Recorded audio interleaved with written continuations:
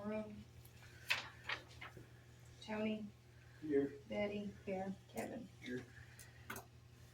Time is 4 o'clock. Let's do the salute. That's all. Mayor Hitch, I think it was this time. Together, Lord, to further this community and bless this meeting go forward. And thank you for your love, God's my prayer. Amen. Pledge.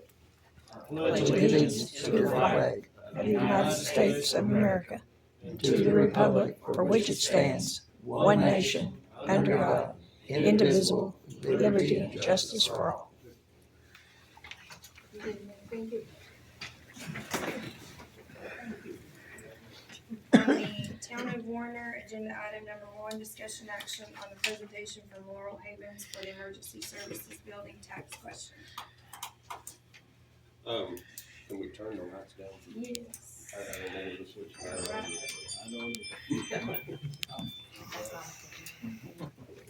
There's one over there in that corner. Oh, there it is. I wonder where Day is.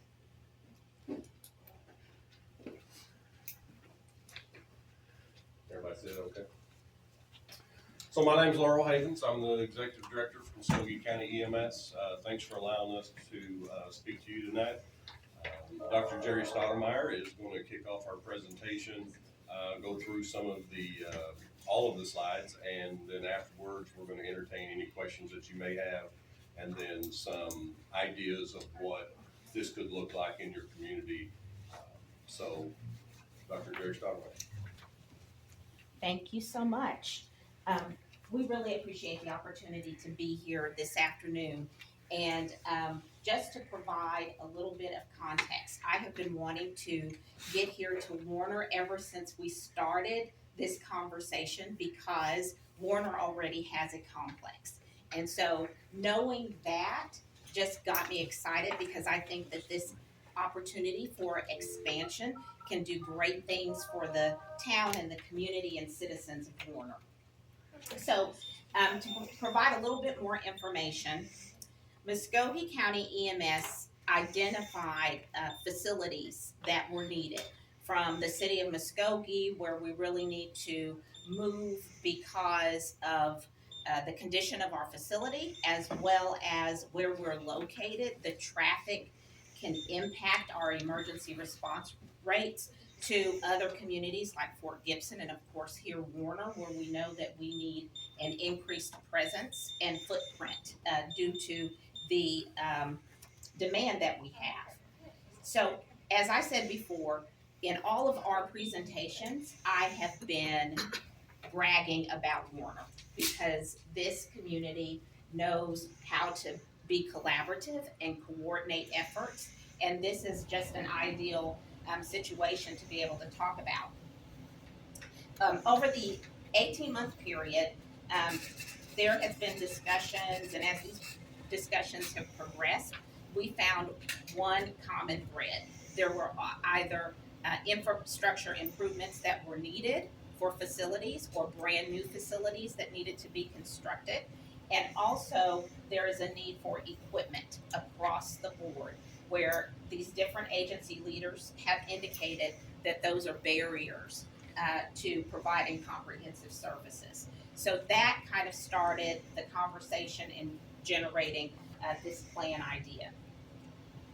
Muskogee County EMS took the lead on this initiative because we are a countywide Oklahoma constitutionally designated entity, which ensures administrative oversight and financial transparency. Established in 1981 by a vote of the county citizens and 1986 by the city of Muskogee vote, we're committed to serving all communities within Muskogee County, and we have a board that represents that, both city and county interests. Our budget is unique. Only 10% of our budget is funded from tax dollars. The rest comes from revenue that is generated. We are the second largest ambulance service in the state of Oklahoma and the largest countywide ambulance service. and we respond to approximately 24,000 calls every year. This is and always has been a shared, comprehensive vision and plan with projects that would be located in the city of Muskogee, Fort Gibson, Haskell, and Warner.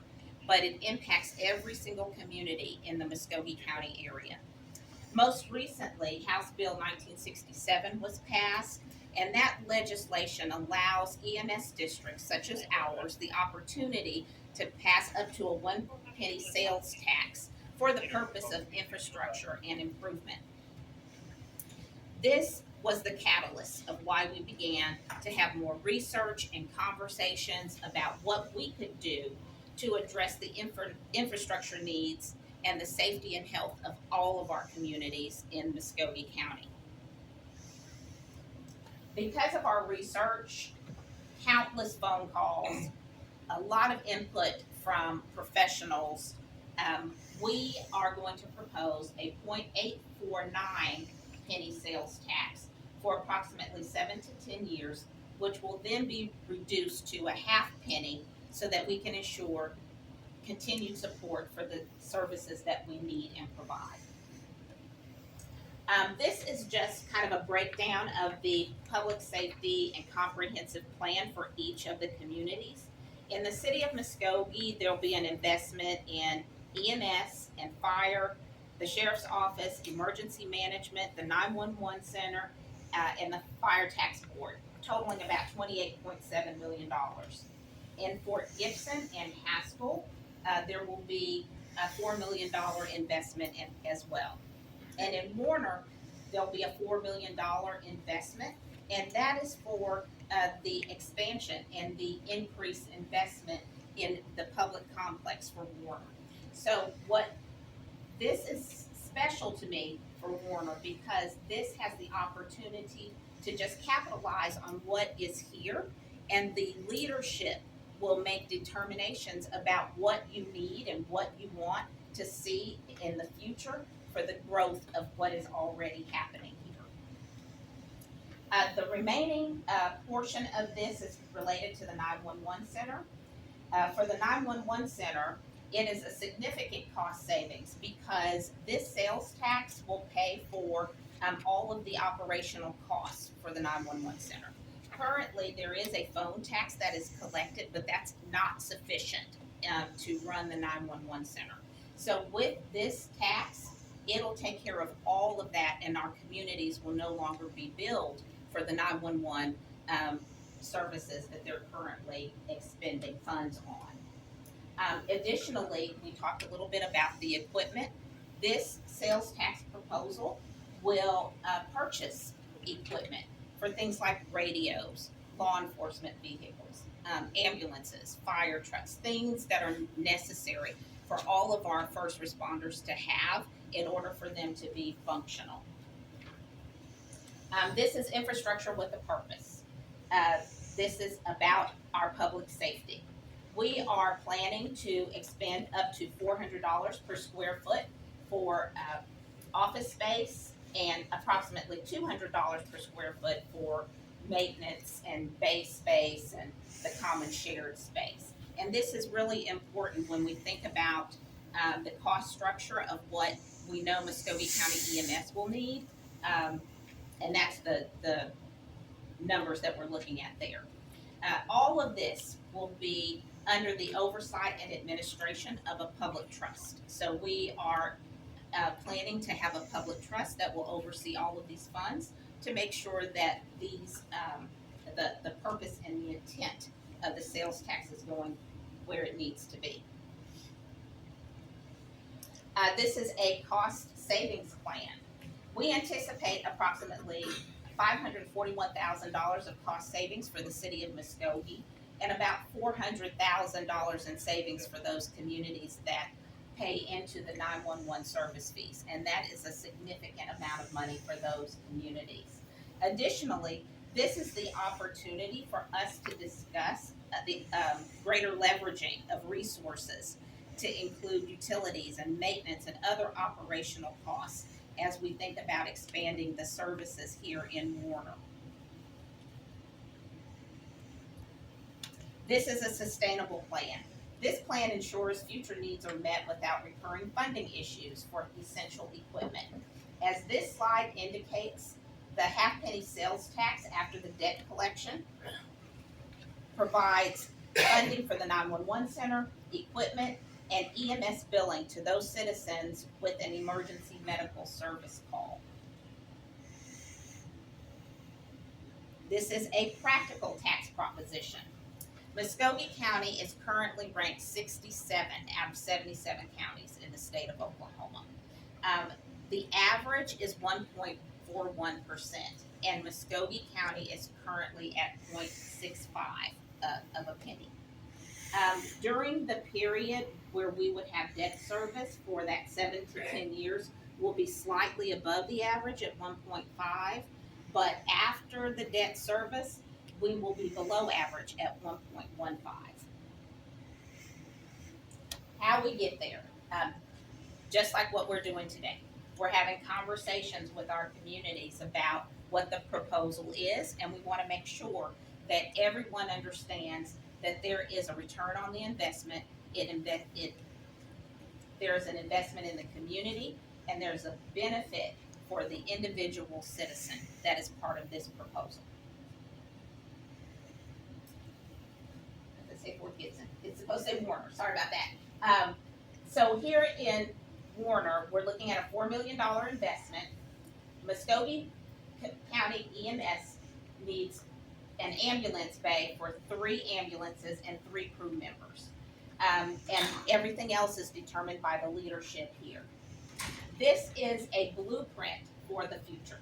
And what that means is that we have the opportunity to talk about what the leadership here wants to see in the future. We have an opportunity to craft something different that is going to benefit everyone in the town of Warner.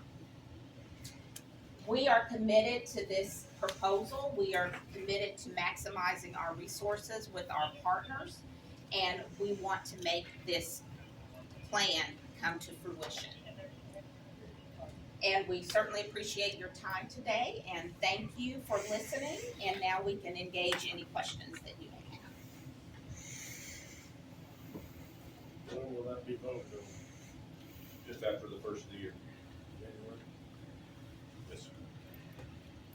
So where are you thinking that this is going to be built at?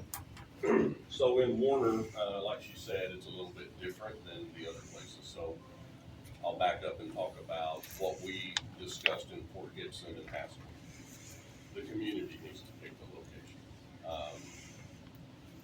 for 2 reasons. Number one, these are going to be extremely pleasant-looking buildings, and they're going to be something that we want the community to drive that decision. So they are going to put it where they want it to be most recognizable, most seen. If this community decides that they want to put police, fire, and EMS in a separate building, this new building, and that location, wherever it's at, some conversation needs to take place about the location of where it's at, because EMS and the fire department would be responding from that building. The police department, not so much. They come in, they have their staff meetings or whatever, and then they're out into the community. But for EMS and fire, we have to be cognizant of where that building is at based on where our call line. In Warner, it's really, our biggest thing is access to I-40 and the nursing home. For the most part, those are anywhere in between that. I want to reiterate, Warner is different. You already have a public safety room. We're already in it. You don't have to use the $4 million on a building. There has to be some, at least renovation, because EMS is going to be adding another ambulance down here. We can't keep up. It's, for some reason, in Warner, when we get our first call of the day, there's 3 or 4 right behind it. So we're trying to respond, and what makes it even worse is if Warren gets a call, and Warner goes out at the same time, this isn't uncommon, our next closest truck is coming from Muskogee. So we're going to invest at least an extra ambulance in Warner, with this project. So we need more base space, and we're gonna need more room, for those crews to be able to stay there. And with future expansion, if it keeps going the way that it is down here, I don't wanna build what we need today. I wanna build what we're gonna need in the future. And so we're asking for, out of this project, 3 bays and a place for 3 crews to sleep. Everything past that is the conversation that takes place in this community and by this body. If you want to spend $3.5 million on fire trucks, police cars, and whatever, that's totally your call. If you want to do a hybrid, you want to do a renovation on our current building that we have down here and buy equipment, you can do that as well. That's going to come from the needs of the responders and this body making that decision. The only thing that I will tell you is don't budget a penny for radios. All of the radios for the emergency responders are in the equipment budget. They will all be getting new radios. That has nothing to do with your $4 million. So our building now that you all are in, we own that building. So what happens if we get in your building, who owns that building? The trust. So what if there's an issue? So the 0.15 that's in the budget that she was talking about, there's another piece of information that you need to utilize when making your decision. Whatever the trust owns, it will maintain and pay the utilities and the cost associated with that building. So if you take police, fire, and EMS and you put it in a new building in Warner, you will no longer have to worry about the cost associated with that building. The trust will pay.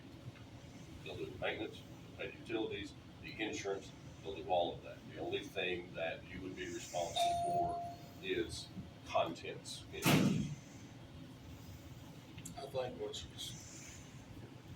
think the big thing what she's trying to ask is if there's a conflict. Okay, so the public trust will be, Basically, we can't be run out of the building, you cannot, Oh. you cannot. and I think that's what she's asking. Yeah, Yeah. no. So the trust will be made up of, county and city representatives. Equally. Well, I got 3 people right here to vouch for it with me. The flow of EMS the last year, for sure, it's quadrupled. Oh, It's ridiculous. no, we can't keep up that. There's no doubt. Like you say, I've been on a call before, and the closest unit coming to me was from Haskell. You know, because they're just, you got one here, and it goes. They start to change reaction, everybody starts moving numbers. So we have on any given day about 15 ambulances on duty. And I have seen, I think the most I've seen is 6 of them in order at one time. There was 4 the other day. wasn't there? Literally from like 7 a.m. to by 6 p.m. It's grown a So lot. anytime that we go out on a call in Warner, we immediately send another truck this way because of that reason. And it seems like a domino. The truck that's coming down here to cover is getting a call about the Keefton area. The next one gets it about Keefton. I mean, they just keep stacking. And so it would benefit us if we had at least one more ambulance. And that's going to cost a significant amount of money, not to your project, not to the $4 billion, but it's going to cost EMS to.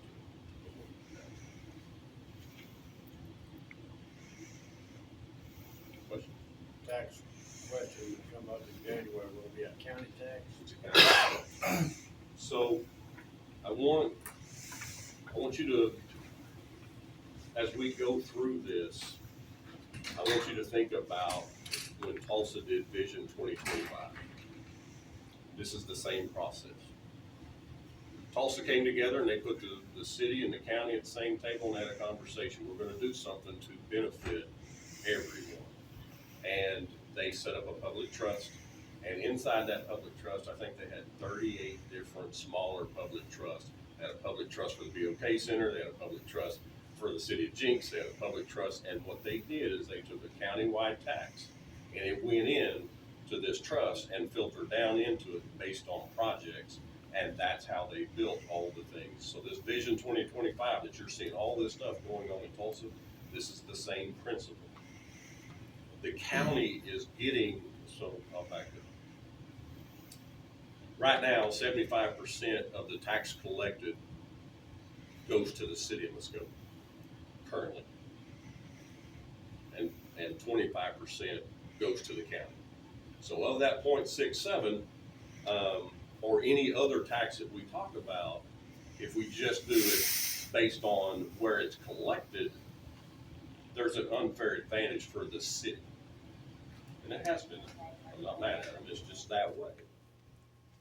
In these plans, where you're talking about Vision 2025 and what we're doing here today, the percentage that the county is getting, these rural communities, is like 40%.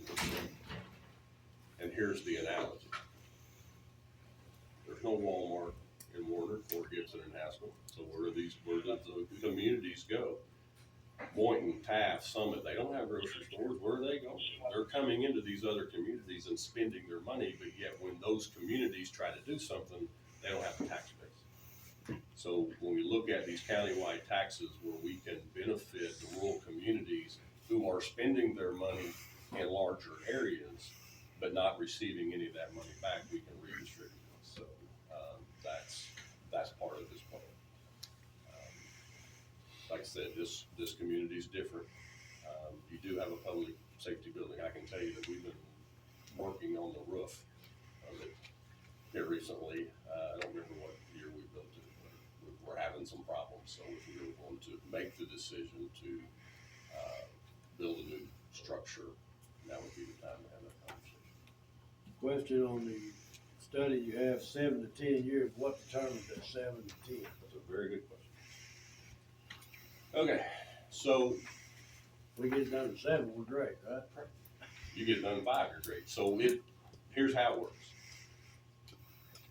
The day the vote passes, so let's say it's in January, I think it's either the 11th or the 12th for that vote. The day that vote passes, the first day of the following quarter, the taxes are generated. We start collecting those and they go into an account. That's point number 1. Point number 2. The longer we cash flow this project, the less money we have to borrow. So the first year, there's gonna be about $9 million sitting in an account if we don't spend any of it. The problem with that is, they need new radios. So does everybody else in the community. So there's gonna be some money that is gonna be spent out of that $9 million for radios.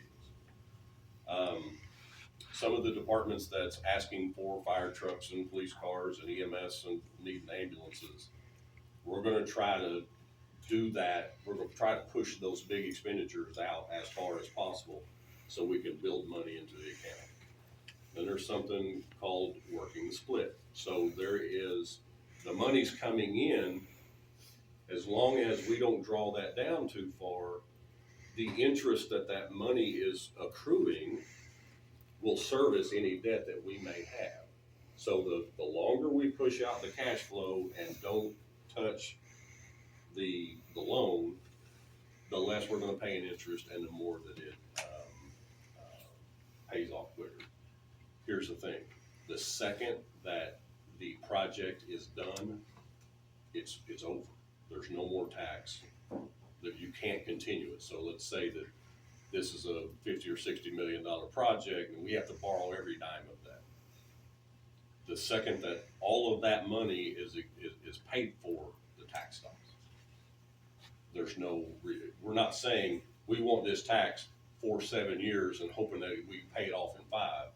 It is somewhere between 5 and 7 years, this is gonna pay off and the tax will stop on that day. owes that tax stops, what keeps the, maintenance and everything going. The half cent that's left.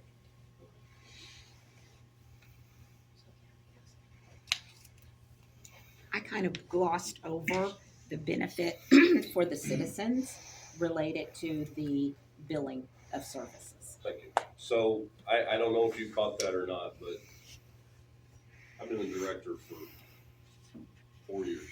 And I sat just outside the office where they take payments.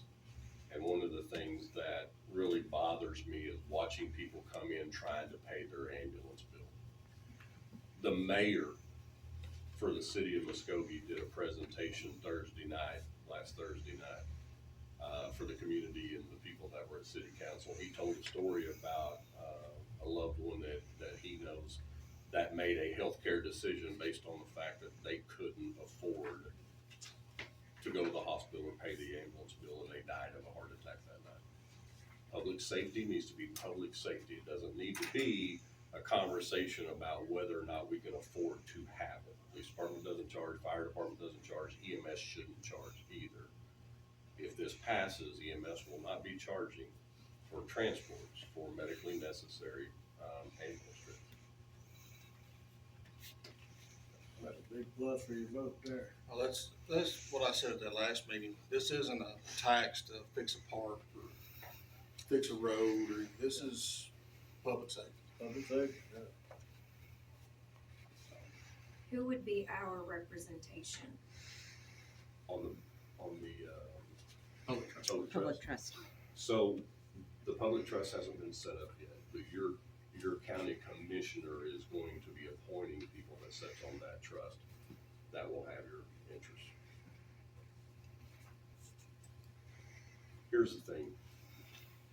The money that's in this project and the money that is being collected in the ongoing tax of this must go for public safety. Must.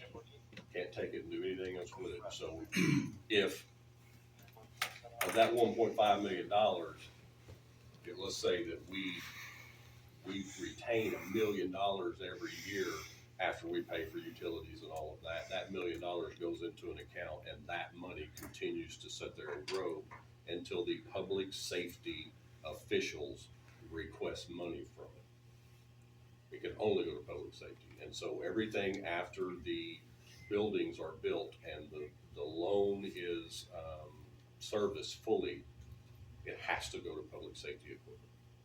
Police, fire, EMS, equipment, emergency management. So this plan has ongoing funding, so we're not sitting here trying to figure out how to buy an emergency responder or radio who may lose their life because they can't get out and talk to somebody. Or people driving around in 300,000 mile police cars, or fire trucks won't start, or whatever it is. One delay trying to get a fire truck started, your house can be on the ground by the time they hit it. So we gotta start investing in those people that are investing in us. So if we build a new building, the city have to own that property to build it there, The trust will will own it. that buy it? The trust will own it, yeah. Don't worry And if about something the cost. happens, you ever close it down, that's just sitting here in town, So, like whoever, when they stop taking food service there, that building there, still there, yeah. It's- then what? It's just sitting. Bryce would have to answer this question, but for us, for EMS, if we cease to exist, we revert back to the county. Okay? This public trust ceases to exist, it reverts back to the county, is my perception. But, speak to that. It's typically how it's done. That's typically how it's done.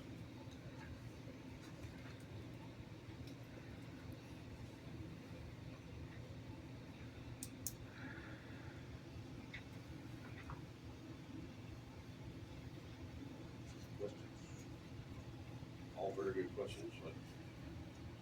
So what we're asking tonight is that this community come back with what plan they want with that $4 million. Because the attorney that is writing all of this language is going to write that in it. If we say, based on that $400 a square foot cost projection, that we want to build a 10,000 square foot building with the $4 million, we have to build the 10,000 square foot building. Regardless of what it costs, we have to build the 10,000 square foot building, and the loan and the tax will be in place until that is paid for. If you say that you want a fire truck and 5 police cars and a taser system or whatever, it will stay in place until all those things are paid. So if a fire truck, and you can talk to your fire chief, used to cost $200,000, they're now $500,000, and they're $600,000. So if something happens between the time that you write down this is what we want and the time you order it, we have to make that purchase. It's not about there's $62 million here and we're going to just, push it around wherever, and whatever's left over we're going to keep. Or it's not. That's not how this works. It is based on projects. It's based on what you say you need on that $4 million and what everybody else is saying they need on their projects, and then this system must provide those things.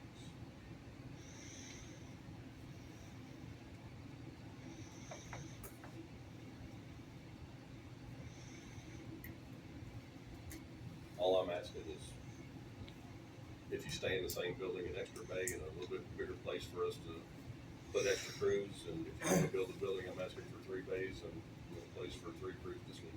That's it. Everything else is this body's decision. And that's just something we'll have to look at, 'cause where we're at, with highway easement and everything else, so I would have to look at, see what we can figure out. If it would be more feasible to build a new one, or try to build on what we have. Just so you know, that $400 a square foot that I'm telling you, that's not just a regular red iron building with exactly. sheet metal. I'm talking about, if you Something want to proud see of. what I'm talking about, you can go and look at the Edmond Public Safety Building. Those are the types of structures that I'm talking about building. You gotta get it for the next 30. It's something to be proud of. Yes. And that's why I want you to pick the location, because this building will be something that everybody in the community is going to be proud of, and it may generate things around it. So where do you want your buildup in your community to be?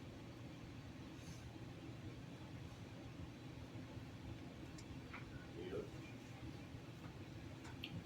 I have to have, please write this down, November 1st. I don't want to wait that long, but worst case scenario, I have to have something in front of the county commissioners and approved by November 1st in order for us to vote. If it's after November 1st, it kicks us out several months, or whatever the time frame is. Our radios can't make it much longer, so that's as quick as we can have it. We gotta have it in by November 1st. Say this passes January, say it passes. The 911 system, once it starts taking calls without us, cities having to pay. You're done. You're done. And you can reroute that money to something else for your company. I'm sorry, what? We're paying 911 system monthly.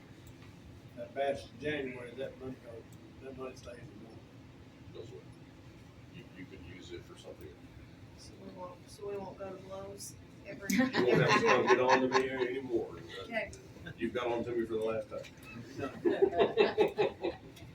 So if you watch and look at this project, you'll notice there's a lot of things in there that we've had to deal with over the years that is an answer to. We don't want to get into the business of charging people for anything ever again. That's why the extra money is put in there for utilities and It's gonna be all self-sustaining. The communities won't have to put anything in their budget or worry about having to fix these things. You won't have to worry about the 911 center anymore. You won't have to worry about budgeting for this part of public safety. What I'm understanding, just to round this out, is, if it passes, there'll be no more EMS billing for calls. There'll be no 911 charges to the cities. That's correct. And, facilities be self-sustained by the half-city tax actually. That's correct. Correct.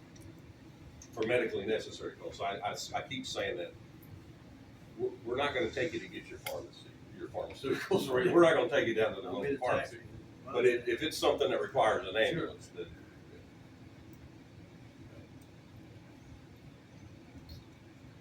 Question to me?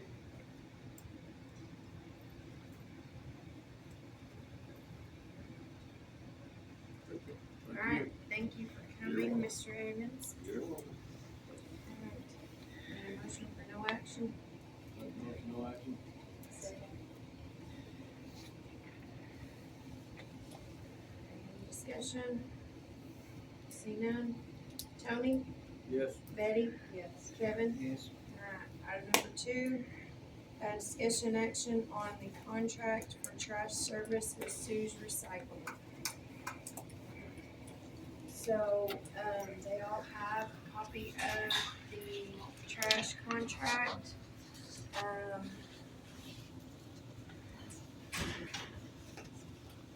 We have some questions.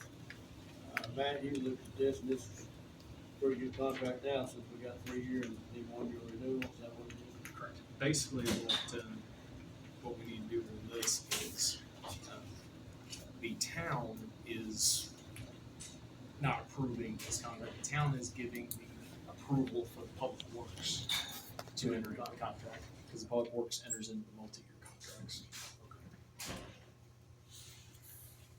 What's gonna be the cost of the second container for the people who wants the second container? You take a word for it.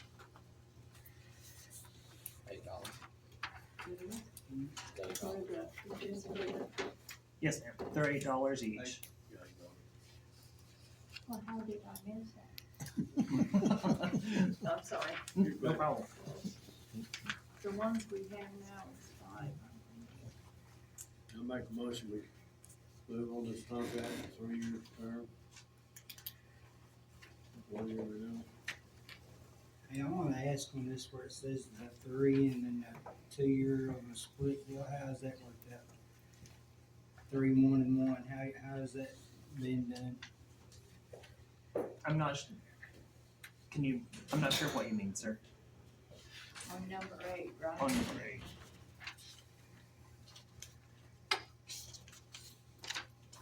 Are you looking at the contract or the proposal, sir? Is this They the have contract? printed out what Steven sent me, Okay, which is the one that shows 8 written and then 5 in the Okay. parentheses too, so. It's rates and adjustment rates. okay, I'm sorry, I'm here with you on now, number 8. Mine was like what it says about doing the 3-year and then it Oh, I'm shows sorry. the 2 1-year deals. A yearly after that, was that gonna be? I mean, you're gonna do 3 and then at the end of that 3, we can make a decision whether to stay or not with you. That's correct. So the way that I see this working, if you're interested in doing the 3-year commitment, that gives us time to recoup our costs and everything from the investment we make to outfit the city. And at that point, we'll go into 12-month renewals. So every year, we will renew for 1 month, or for 1 year after that. After the 3. Yes, sir. After the recoup the equipment. Yes, sir.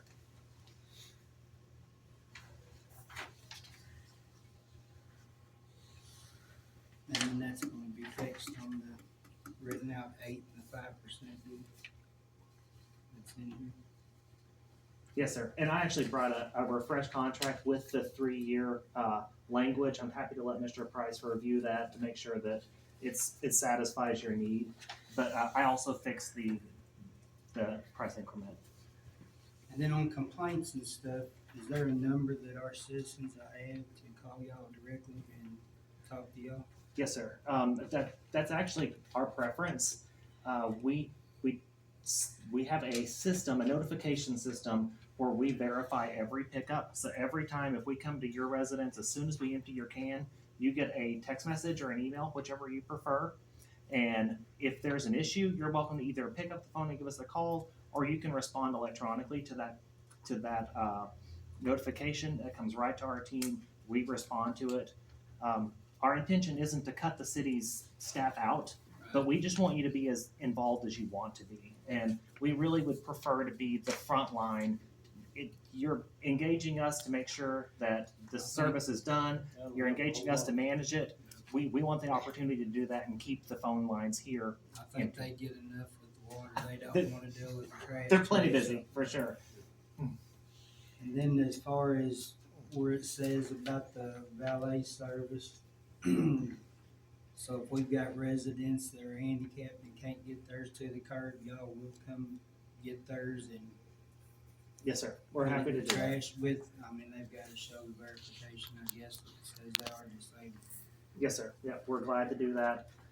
We flag those accounts electronically, so if our regular driver's on vacation, if we've got a relief driver in for some reason, everyone is aware that those addresses receive special treatment. They'll come up, get them from their garage or whatever the case may be.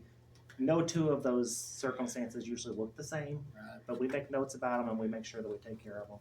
So is there gonna be, like, y'all will put a stipulation is, well, if they're this far off the road, we're not messing with it, or? I mean, typically we ask people to have their cart within 6 feet of the curb, Right? just to make sure that our I mean, if crews. they're handicapped, and can't, Oh no, I mean, that, we do our best to accommodate those folks, and like I say, every one of those looks a little different. People may have ramps or other things in their vicinity that keeps them from setting their carts out.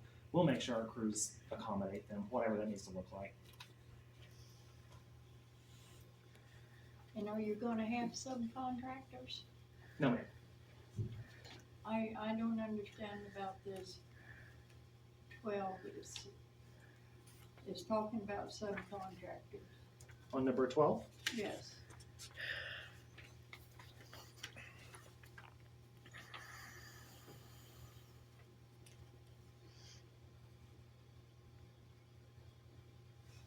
so the only time that we may have a subcontractor is if we have a large rollout, if we have to do, for instance, if you have I'm trying to think, if you have compactors or other sophisticated equipment at one of your sites here, we may have to send a subcontractor in, like an electrician, a welder, someone that we may not have on staff. So in those cases, we would have subcontractors, but those are very They won't be rare and able to unique. trash, they'd be doing other work. Exactly, yes, sir. So So, what about the residents that have 1 yard dumpsters?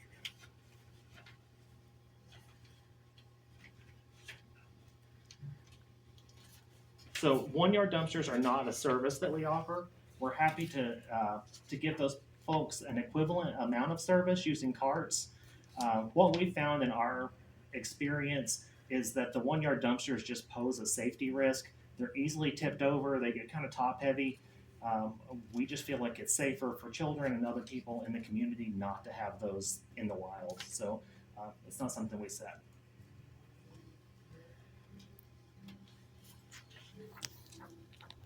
And you agree to collect and remove all commercial, industry, and industrial solid waste within the city? I don't understand that either. To collect or remove. It's number 2.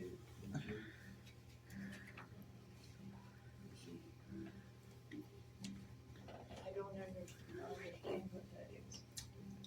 The intention of that paragraph is to say that we will serve all classes of customers in the city. So some municipal regions go out and say, okay, we want a contractor just to serve our residential customers. We want a contractor that may just serve our commercial customers. We're saying this agreement is for us to serve all different classes of customers, whether they're commercial, residential, or larger industrial customers. the way they take care of the grocery stores. Exactly, yes, sir. Businesses also, yeah. I just,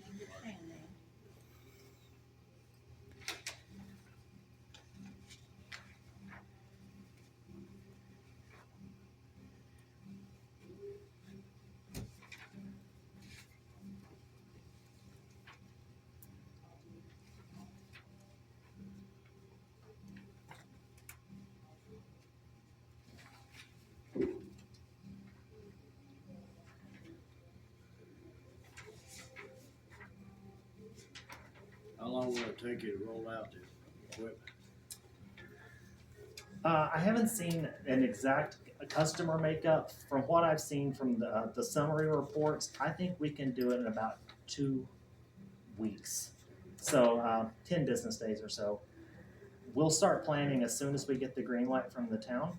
And the planning is what really takes the time. Once we get everything lined out, we'll make the rollout as efficient as we can, and we'll communicate with both the city about that and then the customers directly, so they'll know when to expect us. I think your customer service is gonna be appreciated if you'll stay in contact with what's going on. It save these girls all answering the phone 360 times. Trying to tell everybody when things. That's something we really try to hang our hat on. We're really proud of the way that we get a direct line to the customers and can communicate really quickly to a large population. So it's nice in the rollout. When it's time for your cart to be delivered, you'll get a notification the day before to expect us the next day. You'll get a confirmation the day of whenever it's been delivered to your home. And the same way, for your regular pickups, you'll receive confirmation of those. Should there be inclement weather or other things that affect our service schedule, we notify the town directly. That way, no one from the city is having to manage those communications. Can we table this until our next meeting? We made a special meeting to get this done. The only thing that I would ask the council to consider is, as we discuss this, we have talked about having an October 1 start date.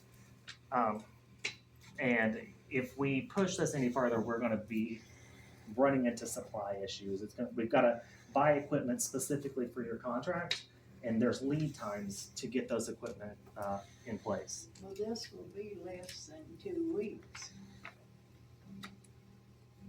Are you talking about until September? Or the September. The meeting on the second. Yeah, that's up to y'all. Y'all can do that. I would like to do that, if we can do it. Hold off until the next meeting so we can have one more discussion on it, because we jumped into it, we're stuck in it for 3 years. The only other thing I would ask that you all consider, there is a provision in the contract that does allow for the contract to be terminated in the event that there are service issues or there are other concerns with the city that we're not remedying. So I don't want you to feel like this obligation is a commitment that can't be changed. We do our best to be great partners. We want to make sure that we take good care of the city, that we're fair to you, and we provide good service to your citizens. But I understand why you'd be concerned about making a commitment for 3 years. That's a long time, but we don't take that lightly. And we've tried to structure the agreement in a way that you do have recourse if there's something that you're unhappy about or you're concerned about.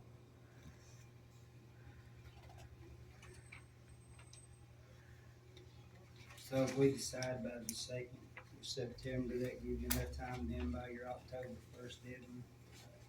It's gonna be tight. It's gonna be tight.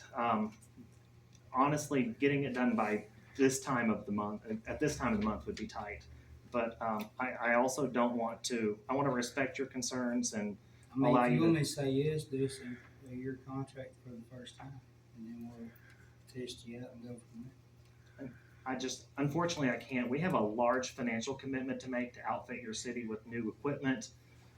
We do that to make sure that the equipment's attractive, to make sure that we're gonna be using equipment that's reliable. That way your customers get reliable service that they can count on. And unfortunately, there's just a large commitment for us up front. I wanna wait till the 2nd. I wasn't elected, so. So we'll make a motion to table it till the next meeting.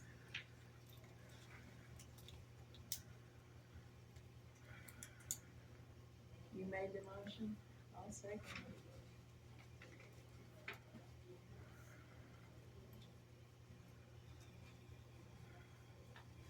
I tell you, we possibly gonna move this back 2 months, aren't we? There will likely be delays, and I can't speak to how much delay there will be without talking to my vendors, but I would plan on having a delay.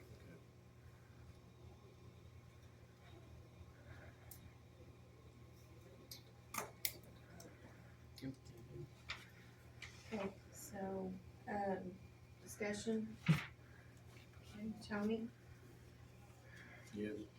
Betty, Yes. Kevin, Yes.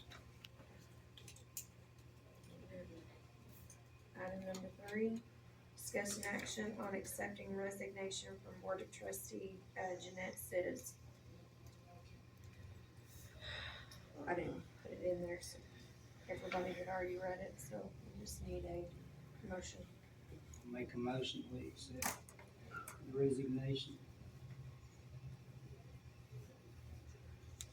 Second. Tony, Yes. Betty, Yes. Kevin? Yes. Alright. Adjourn town at 4:51.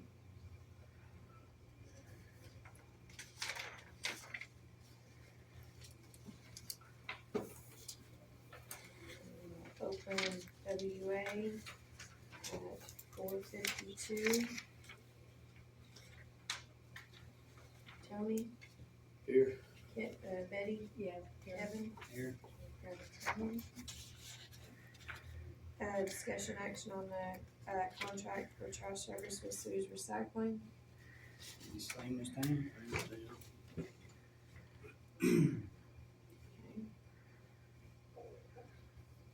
Tony, Yes. Betty, Yes. Kevin? Yes.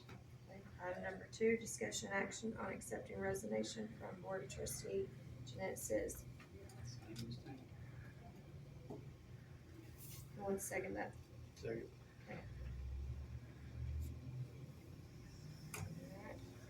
Turn this one out at 4:52.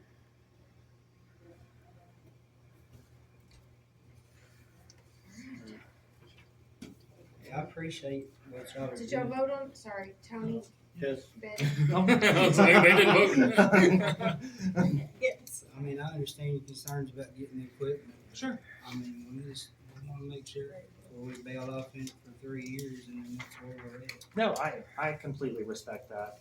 And, you know, we invited the town, some of the town officials to visit our site. Any of you are welcome to come, take a look at visit our office, see our operation. We're really happy to show you how we work, the way things work. We want you to be comfortable with this change. And, the timing will work out when everybody feels comfortable moving forward. I don't want you to feel pressured. So, I'll make sure that I share my contact information. If you guys want to stop by, take a walk through our office, take a stroll through our yard. Where are you located at? We're in Vian. Yes, sir.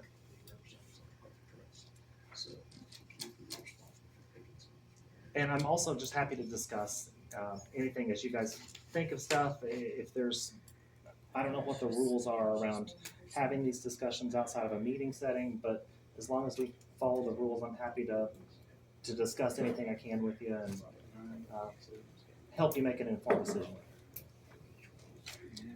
Yeah, of course. Are we adjourned? Yes. Yes. I have to. Yeah.